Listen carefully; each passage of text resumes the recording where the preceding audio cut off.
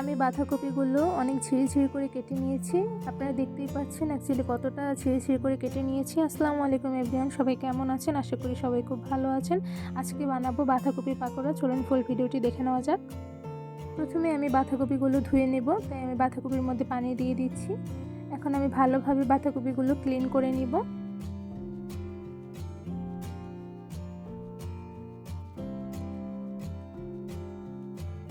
এই তো আমার ভালোভাবে ক্লিন করে নেওয়া শেষ। এখন আমি বাঁধাকপিগুলো একটি বাটিতে তুলে নিব।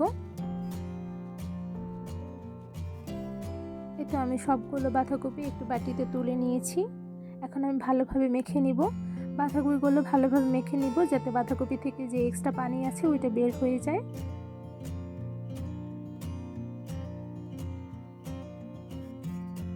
বাঁধাকপিগুলো আমার ভালোভাবে মেখে নেওয়া শেষ। এই পর্যায়ে আপনারা দেখতেই পাচ্ছেন বাঁধাকপি থেকে এক্সট্রা পানিগুলো বের করে ফেলেছি।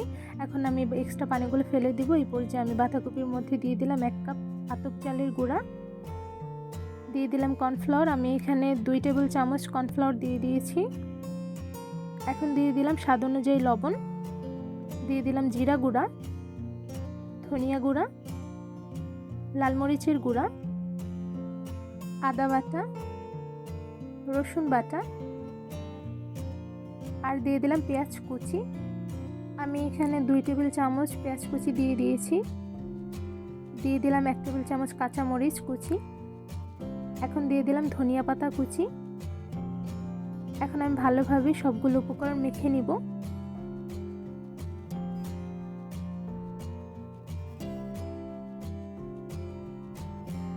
আমি খুব ভালোভাবে সবগুলো উপকরণ মেখে নিব।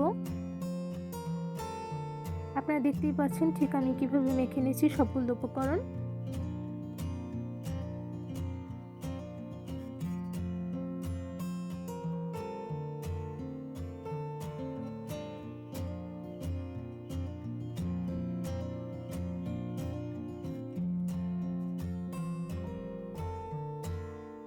উপকরণগুলো আমার ভালোভাবে মেখে নেওয়া শেষ।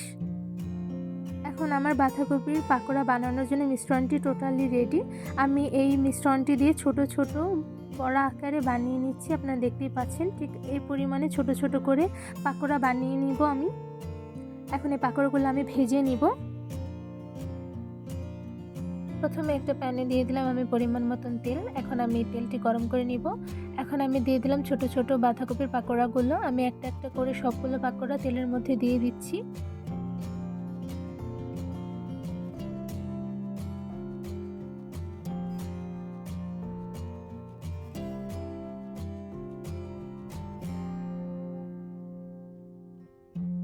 এই তো আমার সবগুলো পাকোড়া ভালোভাবে দিয়ে দেওয়া শেষ। এখন আমি ভালোভাবে ভেজে নিব। আমি বাঁধাকপির পাকোড়াগুলো মিডিয়াম হিটে ভেজে নিব, কারণ বাঁধাকপির বড়া ভাজার সময় যদি আমি হাই হিটে দিয়ে রাখি সেই পর্যায়ে পুড়ে যেতে পারে এবং ক্রিস্পি হবে না। সেক্ষেত্রে আমি মিডিয়াম আঁচে দিয়ে সবগুলো বাঁধাকপির পাকোড়াগুলো ভেজে নিব। আমার বাঁধাকপির পাকোড়া অলরেডি হয়ে গিয়েছে, তাই আমি এক সাইড উল্টে দিব। আমি একটা একটা করে সবগুলো পাকোড়া উল্টে দিব।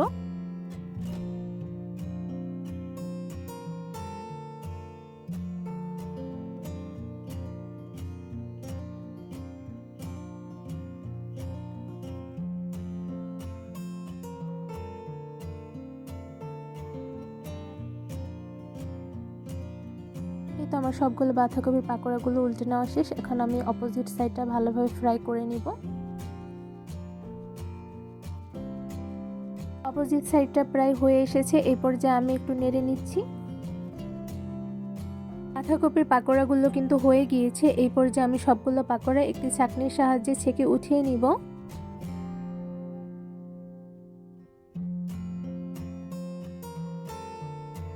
পাকোড়াগুলো কিন্তু আমি ভালোভাবে ভেজে নিয়েছি। এখন আমি একটি ছুরিতে উঠিয়ে নিব।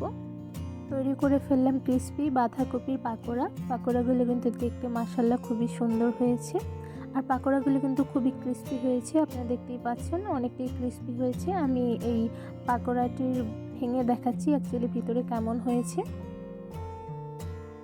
দেখতেই পাচ্ছেন ভিতরে কিন্তু প্রপারভাবে কুকড হয়ে গিয়েছে। ক্রিস্পি বাঁধাকপির পাকোড়ার রেসিপিটি কেমন লেগেছে অবশ্যই আমাকে কমেন্ট করে জানাবেন, আর বাসায় কিন্তু অবশ্যই ট্রাই করবেন। আমার এই রেসিপিটি যদি ভালো লাগে থাকে অবশ্যই আমার চ্যানেলটি সাবস্ক্রাইব করে দেবেন, লাইক কমেন্ট শেয়ার করতে একদমই ভুলবেন না। আজকে এই পর্যন্ত, দেখা হবে অন্য কোনো ভিডিওর মাধ্যমে। সবাই সুস্থ থাকবেন, ভালো থাকবেন, আল্লাহ হাফেজ।